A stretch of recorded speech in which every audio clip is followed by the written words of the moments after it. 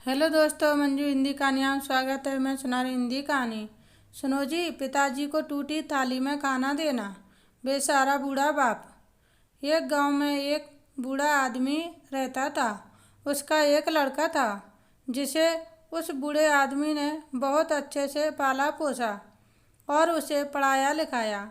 जब उसकी नौकरी लग गई तो वह वही शहर में रहने लगा और उस लड़के ने लव मैरिज शादी कर ली। पिता को तो जैसे भूल सा गया था।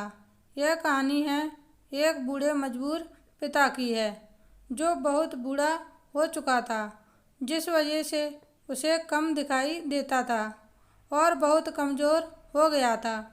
इसीलिए अपनी बची कुची ज़िंदगी अपने बेटे के साथ बिता सके, इसीलिए शहर में रह रहे उसके बेटे के घर रहने चला गया। बेटा एक शहर के छोटे मकान में रहता था। मकान तो बहुत छोटा था, लेकिन उसके अंदर जो चीज़ें थी वह महंगी थी। उस मकान में बेटा, उसकी पत्नी और उनका एक 8 साल का बच्चा था। यह छोटा सा परिवार साथ मिलकर रहता था। बूढ़े पिता के आने से उनके परिवार का एक सदस्य और बढ़ गया। यह पूरा परिवार रोज़ सुबह शाम डाइनिंग टेबल पर साथ में खाना खाया करता।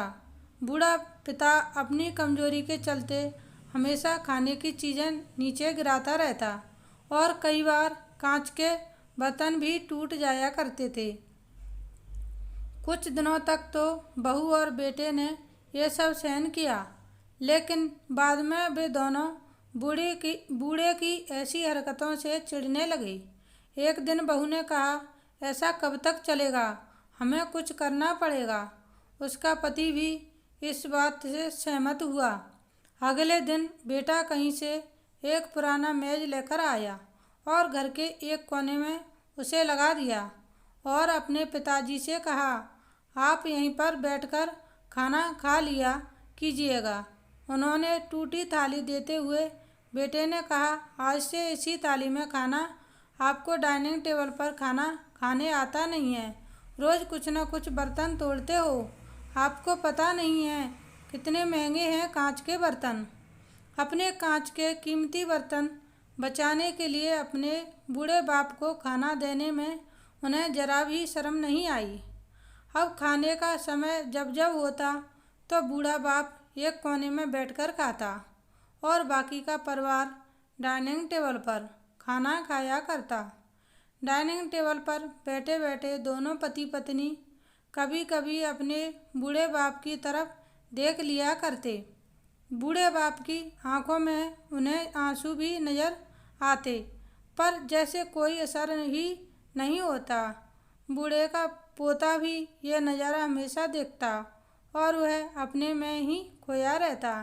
एक दिन जब पति पत्नी डाइनिंग टेबल पर बैठकर खाना खा रहे थे, तब उनका बच्चा ज़मीन पर बैठ गया और कहने लगा, पापा, आपने दादाजी को टूटी थाली में खाना दिया है, मैं तो आपको खाना ही नहीं दूंगा। आपने दादाजी को घर के एक कोने में जगह दी है, मैं तो आपको दोनों को घर से ही निकाल दूंगा। दादाजी रोते हुए खाना खाते हैं, आप दोनों को दिखाई नहीं देता है, क्योंकि मैं अब बड़ा हो रहा हूँ तो आपसे सीख रहा हूँ कि माता पिता बूढ़े हो जाते हैं तो उनके साथ कैसा व्यवहार करते हैं।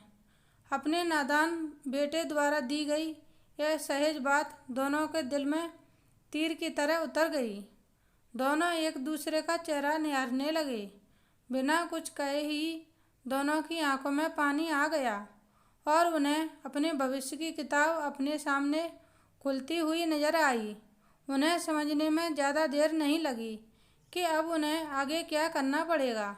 अगले दिन कमरे के एक कोने से वह पुराना मेज हट गया और अब बूढ़ा बाप, पिता और बाकी का परिवार साथ में मिलकर फिर से खाना खाने लगे।